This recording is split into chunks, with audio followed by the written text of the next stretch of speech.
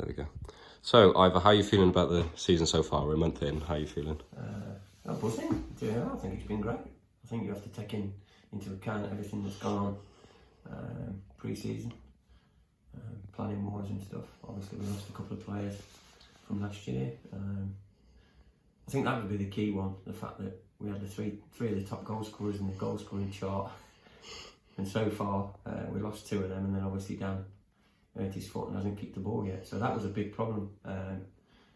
If you take that into account, and then the injury problems that we've had since then with weddings and holidays and God knows what, I think but I'm buzzing. I think it's been brilliant. I think if we'd have asked for to be in the position we are at the moment after 12 games, we'd have snapped your hand off with everything taken into account. So yeah, just a bit. And obviously you're unbeaten in the league tonight. Well, you're unbeaten in the league at the moment. Just, what was the key behind that start? I think we've played very well. I think we learnt a lot last year about this league. The remit last year was obviously come into the league and stay in the league. That really was the remit. We said, look, can we establish yourself as a step 5 club? That was the plan, and it went great. We did really well. We finished up there, but we learnt a lot about the league, and we knew that this year I think we had to prepare ourselves slightly different. Not a lot, but slightly. I think we got more.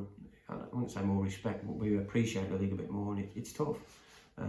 So we looked at different things, and we're a slightly different type of side this year.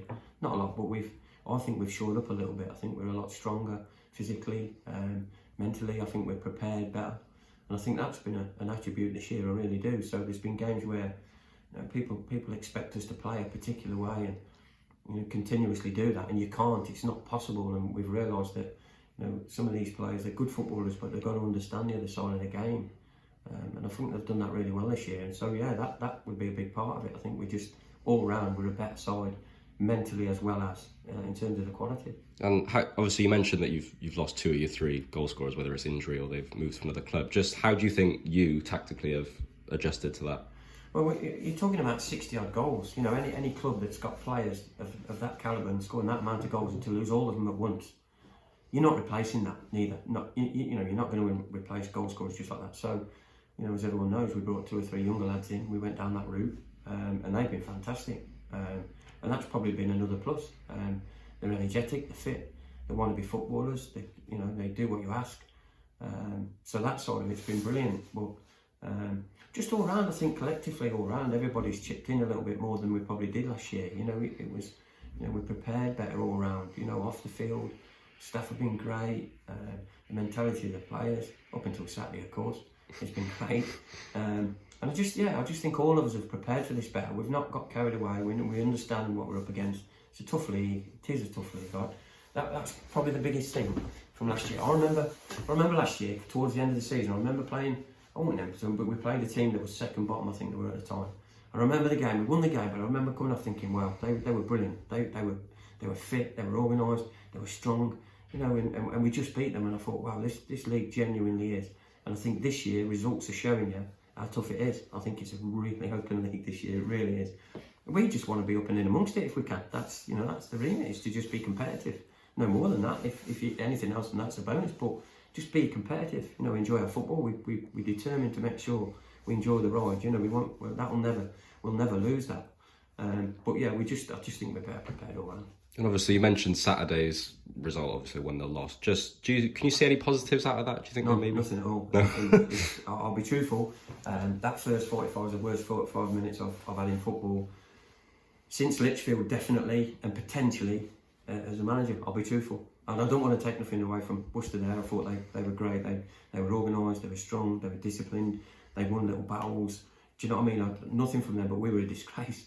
We were a shambles, and it happens in football. It happens. There was at times there were things out of your hands. You just watch it and think, wow, this is just And the first 45 was that bad. It was embarrassing. We juggled it around a little bit second half, and we're better, but still nowhere near what we are and what we should be. My only concern with that is the character. It's players play poor. Forwards will have off days. Midfielders passing can be off. Defenders' timing of the tackle can be off. There's all sorts of things that can go wrong for a player, but your character, there's no excuse for looking at the floor and dropping your shoulders. None. And we since we've been at this club, we put little detail in there to try and be a particular type of side to a minimum. So even on an off day, our character will always be there.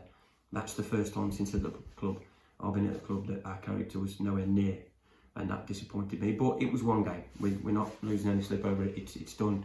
There was, okay, we had words after the game, but not a lot. We've had a few conversations since then. I've phoned a few lads and had a chat, because I think it's best to clear the air and move on. It's done.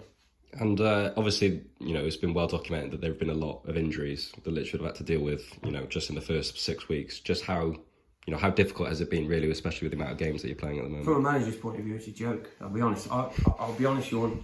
You know how respectful I am of all the coaches and managers, and one of the big reasons for that is I know firsthand how difficult it is.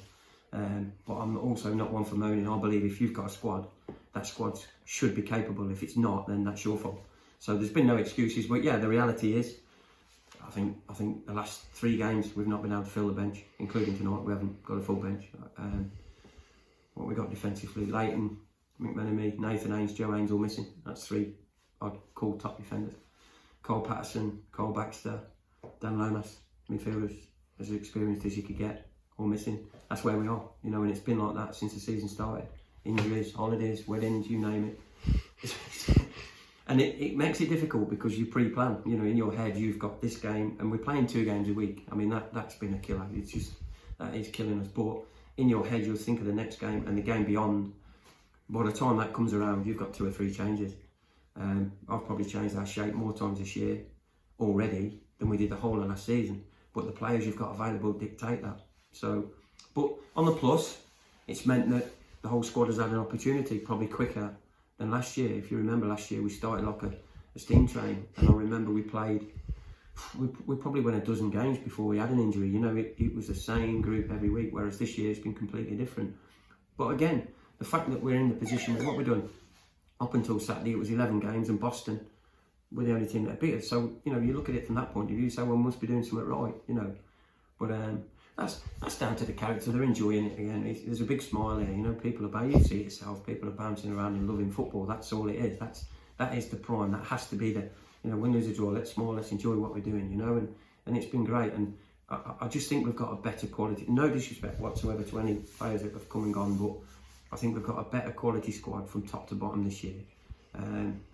We got away last year with having a smaller squad because we had an under 21s, and it was nice sometimes to have 2 or 3 of them kids on the bench, and we sort of switched off to it a little bit halfway through the season, and they ended up being big players for us, although some of them not quite good enough, which you wouldn't expect them to be. Whereas I think this year we've covered ourselves better.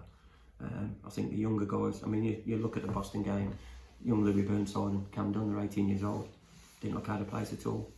And then you've got 4 or 5 beyond that, your Fitzes, your Sams, your Ethans, they're 20 years old, 21, Jimmy Oaks, they're 20, 21. So we're carrying 6 or 7 lads that are 21 and under and capable, more than capable. So there'll never be an excuse, never. They're good enough if we get beat, because your Pattersons and your Baxters and that are missing. Yeah, it hurts, but the good players are good enough. So. Do you trust the players that are under 23 then? 100%, honestly I do. We're not looking around, we're not trying to. We knew this year 2 or 3 might. We've brought Carl Baxter in. I think you've seen he's been outstanding. Absolutely, just he's the sort of character we probably needed. A guy that sits in there, and what a player. But obviously he's injured now. He's got a groin problem. Carl Patterson, he's not getting any younger. Phenomenal. But Carl can't play every week. And he's got a position now with an hamstring problem. He's missing 2 or 3 games. We've not tried to bring anyone in. We're using what we've got, and as I say, I think the kids they've been absolutely brilliant. So again, tonight they're all playing. I've got no worries about them. If we lose the game, it won't be because of them not being good enough. If they don't perform, that's another matter. But they are good enough. 100%, they're good enough. So no, it's good. The only concern is the size of the squad. Obviously, we've got 21 player squad, and I've only managed to get 3 subs tonight. So it just is the way it is. We've just got to get on with it. And just finally, on the new signings that you have brought in, just how much of an impact have they made? Obviously, you mentioned Carl Baxter. Well, Carl Baxter, I think, has been phenomenal. Tom Herdman has been what we expected, and much, much more. I just love the guy. I just think what a guy, what a player. Everything about him, his character, the way he carries himself. His performances have been there every week. A great guy. Young Ethan, 20 years old. What's he scored? 6, is it? Something like that now. He's played in 3 or 4 different positions. He's been absolutely brilliant. He really has. He's energetic, he's fit, he's lively. And again, he's another one. He wants to be a footballer, so he listens, he's learning. He's a bundle of joy. To be fair, you get him on the pitch and he's full of it. And then you've got the likes of Kyron. I think everyone can see. I mean, Kyron, you got to remember, people like him haven't played football for years. Yeah. So he's got a long way to go before he's fully match fit, but he's been brilliant. Yeah, they've all been great. I've got no complaints at all. I think it's been bang on. I think they've all chipped in and are enjoying their football as well, which was a key factor for us. Yeah.